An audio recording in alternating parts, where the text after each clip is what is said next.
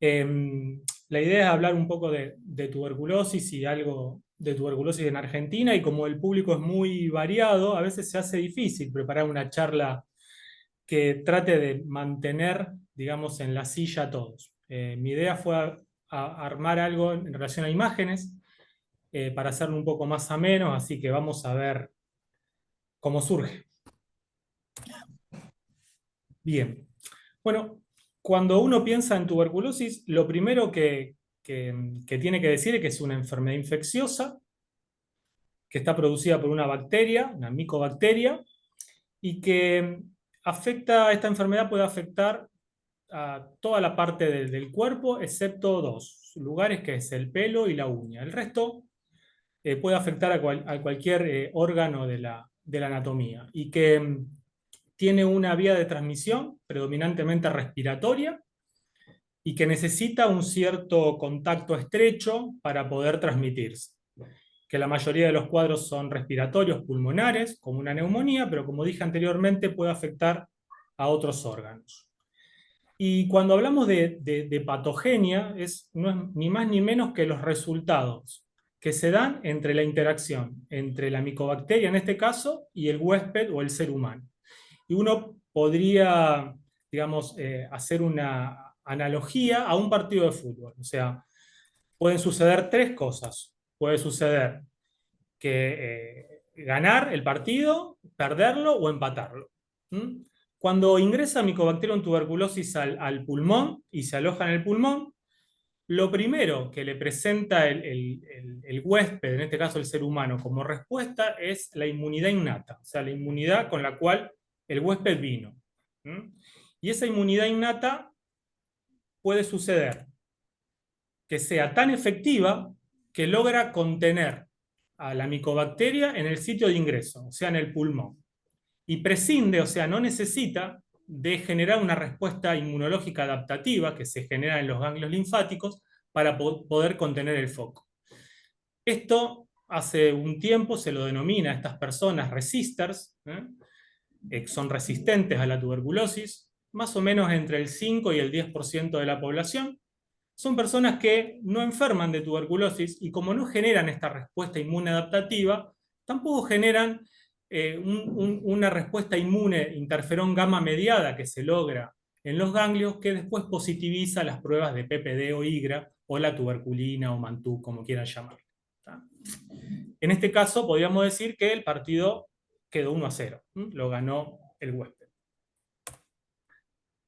Por su parte, puede suceder que una vez que ingresa la micobacteria en tuberculosis al pulmón, este sistema inmune innato no logra contener el foco, ¿tá? Que es lo más frecuente, y que ya sea por inmadurez, o sea, los niños, inmunodepresión o inmunosenescencia, o sea, el envejecimiento del sistema inmune, no logre contener el foco, la micobacteria en tuberculosis progresa y genera los cuadros clínicos, ¿no? Respiratorios o diseminación. En este caso, la Mycobacterium tuberculosis ganó el partido. Pero lo que más habitualmente sucede, en el 90% de los casos, es que el sistema inmune inicialmente no logre contener el foco, pero con una respuesta inmune adaptativa que se genera en el ganglio, vuelve esa respuesta inmune en tiempo y forma, engloba la micobacteria conformando lo que nosotros llamamos un granuloma, y el partido lo empatamos. Y este granuloma puede permanecer así durante toda la vida. En algunos pacientes, lo que denominamos grupos de riesgos, esta infección que está controlada, que nosotros le decimos tuberculosis latente, puede progresar, puede reactivar. Eso se da en el 5 al 10% de estos pacientes y en general en los grupos de riesgo, que son los infectados recientes o los infectados antiguos que ahora tienen algún compromiso de inmunodepresión, ya sea porque contrajeron el VIH, porque tienen que ser trasplantados, porque tienen una insuficiencia renal crónica o porque tienen una enfermedad reumatológica que necesitan drogas inmunosupresoras. Bien, se estima que el Mycobacterium tuberculosis nos acompaña desde hace más de 15.000 años. Hay restos del Neolítico con lesiones sugestivas de Mycobacterium tuberculosis, y se cree que esta micobacteria era una micobacteria más que convive con nosotros tanto en el suelo como el agua y que no causa ninguna infección, ninguna enfermedad. Pero aparentemente, mucho tiempo atrás, esta micobacteria hizo un primer salto evolutivo y comenzó a infectar y a enfermar a los animales.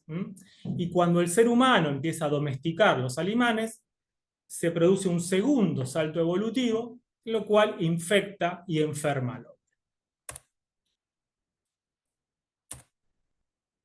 No sé.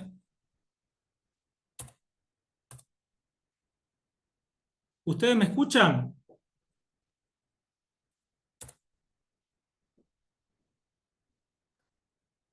Sí, sí, doctor. Sí, Porque sí, se escucha. dejó de pasar, así que voy a ver si puedo compartir de nuevo.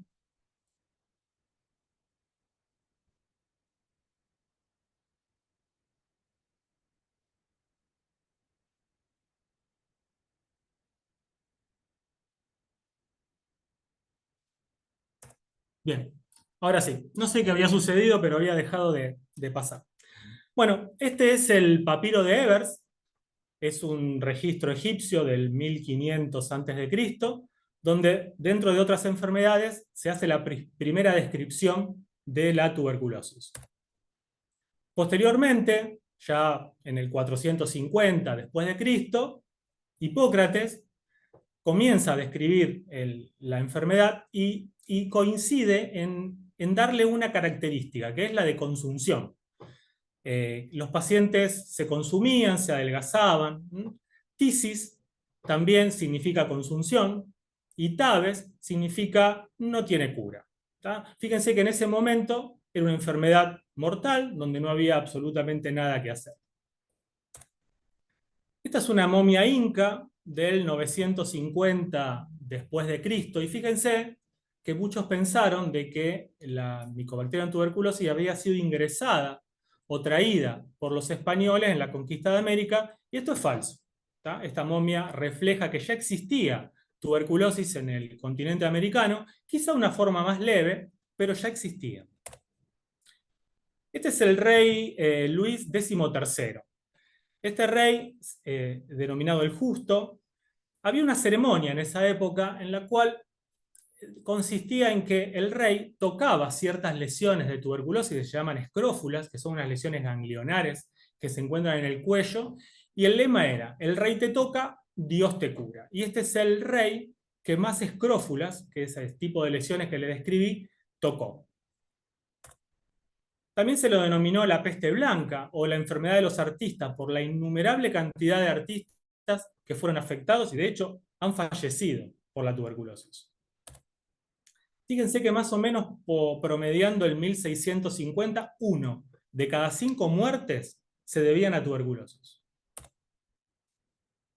Y este sería una especie de obituario de la tuberculosis. Esta cruz es la cruz de Lorena, es el símbolo de la lucha contra la tuberculosis y figuraba inicialmente en los estandartes de los duques de Lorena cuando comenzaron las cruzadas. Pero bueno, fíjense lo que la tuberculosis ya llevó. Este ya se lo había mostrado, Luis XIII, el justo, el que más escrófulas tocó, y adivinen de qué murió, de tuberculosis. El que le sigue es Celsius, el de los grados. El que le sigue es Gauguin, Chopin, Paganini, Edgar Allan Poe, Frank Kafka, las hermanitas Bront, son unas poetas y escritoras muy reconocidas. Creo que Emily fue la más conocida de todas, con Cumbre Borrascosas. El inventor del estetoscopio, Laennec, el de las rimas, Adolfo Becker. Molière, bueno, esto es fácil, Braille, ¿no? María Tudor, la primera mujer canonizada fue Santa Rosa de Lima y es la patrona de la tuberculosis. Simón Bolívar, el coronel Bogado, George Orwell, entre tantos, ¿no? Fíjense que más o menos promediando en 1719, un personaje que, olvidado de la historia, realmente si ustedes lo buscan no van a encontrar demasiado, Benjamin Marten, se atrevió a decir, en ese momento, en pleno auge de la teoría miasmática de las enfermedades, en ese momento se creía que las enfermedades eran causadas por los humores, los vapores, de la pudredumbre, de los restos humanos, se atrevió a decir que la tuberculosis era causada por ciertas animáculas. Imagínense que lo tildaron de loco, y no sabemos si era un loco, un charlatán, un iluminado. Lo que sí sabemos es que 163 años después, Robert Koch presenta en la Sociedad Fisiológica de Berlín los postulados de Koch, presenta el bacilo en sociedad, y la teoría de Benjamin Martin se hizo realidad. Claro, pero para ese momento no había nada que hacer con la tuberculosis. Una pieza de No uno sin de haber otro. ningún tipo de cura. Y entonces comenzó lo que se denominaba la era sanatoria.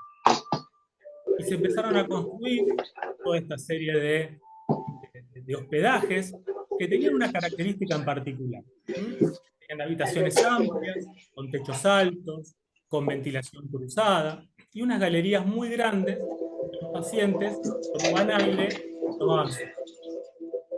Hay un ruido de fondo. Bueno, esto era la era sanatorial. Si ustedes recuerdan algunas construcciones que tenemos nosotros en Argentina, el Hospital Centenario, por ejemplo, de Rosario, tiene estas características, ¿eh? Habitaciones altas, ventilación cruzada y galerías. Claro, no había absolutamente nada que hacer hasta que en el año 1943 comienza la era antibiótica de la mano de Jackman y Schatz. Wassman y Schatz. El primer descubrimiento es de la streptomicina. Fue la primera droga descubierta para tuberculosis. Disculpen, ¿hay algún micrófono abierto? Se escuchan ruidos. Las malas lenguas dicen que el descubridor fue su discípulo, Charles, pero el premio Nobel lo recibió. Luego comenzaron a surgir otras drogas. El ácido paraminosalicílico, que ya no se usa, la isoniazida, el etambutol, y más o menos promediando la década del 70 aparece la rifampicina, y el tratamiento de la tuberculosis cambia radicalmente, porque antes los tratamientos estaban en 4 meses, y con la aparición de la rifampicina, el tratamiento se acortó a 9 meses. Posteriormente, con el agregado de la piracinamida. Perdón que te interrumpa, pero Claudia y Soledad Riarte, por favor, si pueden silenciar los micrófonos, porque no se te entiende, perdón, Fer. ¿Está bien? Bien. Decía que la era microbiana, la era antimicrobiana, cuando comenzó en el año 43 con la streptomicina, luego siguió con un montón de drogas, hasta que aparece en la década del 70 la rifampicina, que cambia radicalmente los tiempos de tratamiento de la tuberculosis, acortándolo de 18, 20 a 24 meses a 9. Y con la piracinamida se logró un esquema de 6 meses de tratamiento altamente efectivo. En el año 1903, Koch inventa la tuberculina. En realidad descubre la tuberculina y pensó que iba a ser la vacuna contra la tuberculosis, y realmente no fue efectiva. Pero posteriormente, la utilidad de la tuberculina, posteriormente llamada reacción de Mantoux, cuando Charles Mantoux determina los puntos de lectura, sirve para hacer un diagnóstico de la infección tuberculosa latente. Bien, en la foto vemos a Guérin y atrás a Calmet. Son, estos sí, los descubridores de la vacuna denominada BCG, Bacilo de Calmet y Guérin. Esta vacuna es una vacuna atenuada de un Mycobacterium tuberculosis bovis, con lo cual le han quitado esa capacidad de producir una infección diseminada, y inicialmente se aplicaba por vía oral, y la primera aplicación fue en París, y posteriormente se comenzó a aplicar por vía intramuscular en el brazo, con el esquema actual de vacunación, que es una dosis al nacer. En el año 25, el doctor Arena trae la BCG a la Argentina, dicen que de manos de Calmet, y comenzamos a vacunar en Argentina, que fue el primer país en Latinoamérica en comenzar con la vacunación para la BCG. ¿Y la BCG para qué sirve? ¿Y cuándo se aplica? Bueno, cuando se aplica lo dijimos al nacer. ¿Y cuál es la verdadera utilidad de la BCG? Porque en realidad la BCG no previene la tuberculosis del adulto, pero sí tiene un gran impacto en generar una inmunidad en los niños para prevenir las formas diseminadas o graves de la tuberculosis. Ustedes recuerdan que cuando ingresaba el Mycobacterium tuberculosis, el sistema inmune innato generalmente no podría contener y necesitaba de esa inmunidad adaptativa que se generaba en el ganglio para poder frenar el foco y formar el granuloma. Si ustedes recuerdan, cuando fueron vacunados, esa inyección que se utiliza en el brazo, ese es el ingreso. El ganglio axilar es el ganglio que se utiliza para generar la inmunidad adaptativa, y esa inmunidad viene y forma el granuloma, que es esa lesión que a ustedes le quedó en el brazo con la cicatriz. ¿Tá? Esto permite que cuando el Mycobacterium tuberculosis realmente ingrese por vía respiratoria a la anatomía de los niños, estos puedan generar rápidamente esa inmunidad para poder frenar el foco y conformar el granuloma. Esa es la función de la BCG. ¿Tá? No prevenir la enfermedad por tuberculosis en el adulto, sino prevenir las formas graves en los niños. Y esto ha salvado millones de vidas de niños. Sin embargo, no todo es color de rosas. La catástrofe de Lübeck, en Alemania, en 1930, se vacunaron a 200 niños, de los cuales 130 fueron infectados y tuvieron una enfermedad, y un 77 de estos niños fallecieron debido a una contaminación de esta vacuna por Mycobacterium vivus no atenuado. Bien, entonces teníamos la BCG, teníamos las drogas altamente efectivas con la aparición de la rifampicina, y teníamos los programas que actuaban en vacunar y tratar a los pacientes. Parecía que todo iba viento en popa, y de hecho los casos de tuberculosis habían disminuido en todo el mundo, hasta que, ¿quién aparece en el año 81? 1981. El SIDA. Y esto cambia radicalmente todo. Como ustedes recuerdan, aquellos pacientes que estaban infectados con tuberculosis y que seguramente toda su vida iban a estar así y el propio sistema inmune lo iba a controlar, ahora empezaron a aparecer pacientes que se inmunodeprimían por el VIH. Y entonces se producían reactivaciones de la tuberculosis con muchos casos de enfermedad tuberculosa. Esto es la afectación de la tuberculosis, que le dije que predominantemente era pulmonar, pero también puede afectar el ojo, el hígado, la piel, el sistema reproductivo, la mucosa oral, los intestinos, la pleura, el hueso, sobre todo la columna dorsolumbar, el cerebro, los riñones, etc. Y estos son las caras de lo que vimos anteriormente. Bien, ¿cómo hacemos el diagnóstico de tuberculosis? Y hasta hace no mucho, de hecho lo seguimos utilizando, son dos métodos. Un método rápido, que consiste en examinar el esputo, o sea, la secreción respiratoria de un paciente, se la tiñe y se la observa en el microscopio. Este es un método rápido, se puede realizar en pocos minutos. El tema es que es muy poco sensible, o sea, necesito mucha cantidad de bacilos para poder ver esa foto que vemos ahí. Se estima que para que dé positivo este estudio tiene que haber entre 5.000 a 10.000 bacilos por campo en el esputo. Un método mucho más sensible, pero más largo, que demora mucho tiempo, entre 45 y 60 días, es el cultivo. Este detecta 10 bacilos. Fíjense lo altamente sensible. Y lo que tenemos ahora disponible son los métodos moleculares rápidos, que en el tiempo que realizamos la baciloscopía, o sea, en minutos, tenemos la sensibilidad del cultivo. ¿Tá? Esto ha venido a revolucionar el diagnóstico de la tuberculosis. Estos métodos moleculares rápidos, como el GeneXpert o el VDMax, necesitan un lugar y un software que no se adaptan al nuevo concepto que quiere la OMS, que es tener estos métodos más sencillos de manejar en estilo point of care, ¿no? O sea, en el lugar en donde existe o donde está la tuberculosis. Estos métodos necesitan que las muestras sean trasladadas a un laboratorio de referencia para poder analizarlo.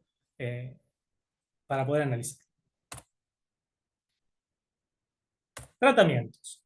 Bien, dijimos, disponíamos de un tratamiento estándar de 6 meses, con una primera fase intensiva de 4 drogas de 2 meses, y una segunda fase de mantenimiento de 4 meses. Este tratamiento estándar. Sin embargo, hace unos años, 2 o 3 aproximadamente, se comenzó a ver cómo podíamos hacer para acortar los tratamientos. Y el estudio 31 demostró que un esquema con 4 meses de tratamiento, 2 de fase intensiva y 2 de mantenimiento, con una modificación del esquema inicial, o sea, se le agrega una quilonola, que es la moxifloxacina, y se utiliza rifapentina, lograba la misma efectividad que el tratamiento estándar, pero con solo 4 meses de tratamiento. El estudio SHINE nos demuestra en niños que en esas tuberculosis leves, yo con 4 meses de tratamiento estándar también puedo curar una tuberculosis sin aumento de las recaídas. Esto se debe a los grandes avances que se han producido en los últimos años. Y en la tuberculosis multiresistente, que antes utilizábamos innumerable cantidad de drogas, muy tóxicas algunas de ellas, y necesitamos entre 18 y 24 meses, ahora con 6 meses a 9 meses podemos curar este tipo de tuberculosis.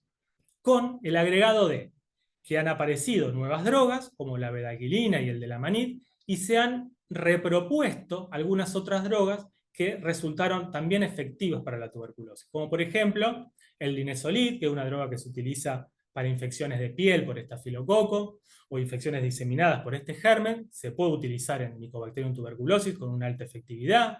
Las quinolonas, como la levofloxacina o moxifloxacina, la clofazimina, una droga que se utiliza para lepra, también podremos utilizarla como droga repropuesta para tuberculosis.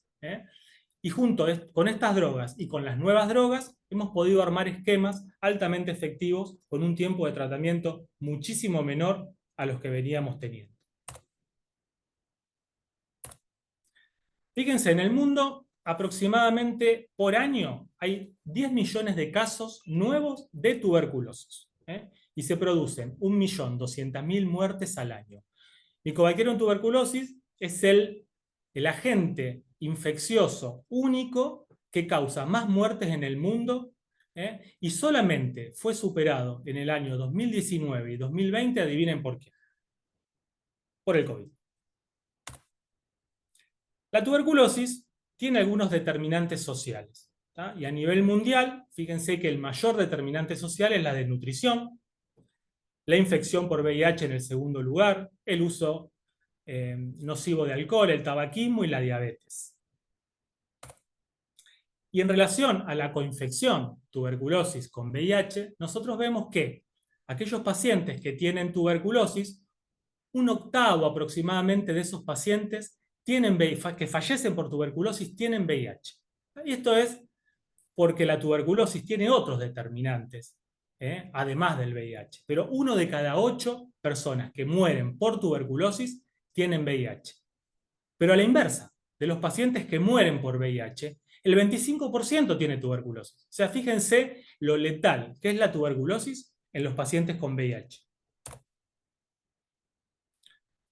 La ONU siempre hace declaraciones, fija metas, hitos, y el objetivo para el año 2018 era tratar, por ejemplo, 40 millones de personas, ¿tá? Y realizar un tratamiento preventivo, esa tuberculosis latente que le nombraba anteriormente, a 30 millones de personas. Existen dos declaraciones, digamos, más que tienen que ver con la parte económica, que no las traje a cuestión. Bueno, ¿qué pasó con el éxito del tratamiento de esos 40 millones? Y bueno, pudimos tratar solamente a 34 millones, ¿tá? O sea, solamente el 84% cumplimos el objetivo. Y con respecto al tratamiento preventivo, a la mitad. Estuvimos bastante lejos de las metas propuestas. Como dije, la OMS fija metas y hitos. Y por ejemplo, los 3 hitos que se fijaron para el 2025 fueron la reducción de un 75% de las muertes por tuberculosis, la reducción de un 50% de los casos nuevos de tuberculosis, y que ningún paciente que sufra tuberculosis perciba o sufra gastos catastróficos, que están definidos como tener que erogar más del 20% de los ingresos del hogar por año. Con respecto a la incidencia de tuberculosis, fíjense, la línea punteada es el hito y la línea azul es lo que se logró. Hay solamente una reducción del 8.7% cuando necesitamos reducir un 75%. Pero lo más preocupante de todo, porque algunos países han hecho mejor la tarea y les ha ido mejor, como por ejemplo en África o en Europa, lo más preocupante de todo es lo que dicen en la tabla. La tendencia más preocupante se registra en la región de las Américas, con no solo un descenso, de hecho no se registró ningún descenso, sino hubo un aumento neto del 14% de los casos de tuberculosis. Con respecto a la reducción de las muertes, con respecto a la reducción de las muertes a nivel mundial, la línea punteada es el hito para el 2025, que era el 75%, y la línea negra es lo que se logró, un 19% de reducción, lejísimo de lo que habíamos planeado. Y fíjense esa pancita que hace la curva entre el 2020 y el 2022. ¿Se imaginan por qué es? Sí. Es por el COVID. Hubo un exceso de casi 500.000 de muertes por COVID en esos 2 años. Y por último, en los gastos catastróficos, solamente hemos logrado a nivel mundial que la mitad de esas personas no tengan gastos catastróficos. El resto sí lo ha tenido. Hay un reporte que es el Global Tuberculosis Report, que sale todos los años, el último es el del 2023, y hay como un panel donde aparecen todos los países y las regiones. Con respecto a Argentina, podemos ver que los casos atribuibles a tuberculosis, los mayores tienen que ver con el consumo de alcohol, con el consumo de tabaco y con la desnutrición. Y fíjense que los casos atribuibles al VIH en Argentina están en 4º lugar. Con respecto a la cobertura universal de salud y a la protección social, el tratamiento en general está provisto por la nación casi en un 100%. Y aunque no haya registro de pacientes que enfrentan costos catastróficos, esto es porque no enfrentan costos catastróficos directos, porque la medicación es provista por la nación, por las provincias y por los municipios, pero sí sufren, y no está reflejado, costos catastróficos indirectos, por la pérdida del trabajo, la disminución del ingreso económico al hogar, etcétera, etcétera. Con respecto al tratamiento preventivo de tuberculosis, en Argentina no hay datos. Lamentablemente no hay datos y no es una práctica que se realiza habitualmente. Y la OMS propone que haya 2 grupos prioritarios. Uno, las personas viviendo con VIH. Y los otros, los contactos menores de 5 años de pacientes bacilíferos. Y por último, y preocupante, que la tasa de tratamientos exitosos en Argentina es bajísima. ¿Y cómo puede ser que sea tan baja siendo que el tratamiento para tuberculosis tiene un 98% de efectividad? Sencillamente porque no hay una adherencia lógica al tratamiento, hay mucha pérdida de seguimiento, y esto tiene que ver con la degradación de la sociedad económica y por la falencia del sistema de salud. Este es el mapa de Argentina.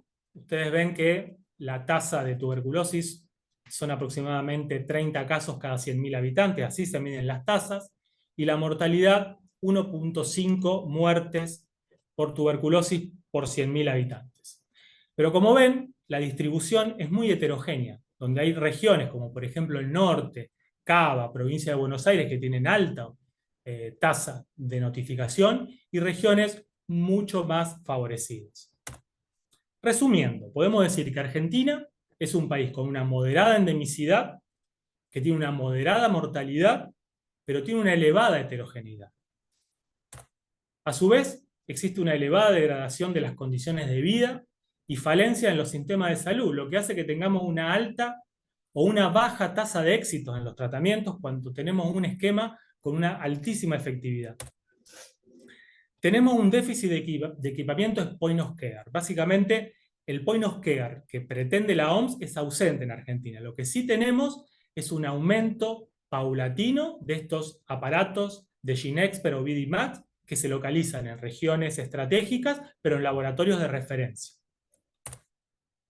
Tenemos una escasa indicación del tratamiento preventivo de tuberculosis, sobre todo en poblaciones que nos interesan y recomendadas por la OMS, como son los pacientes VIH.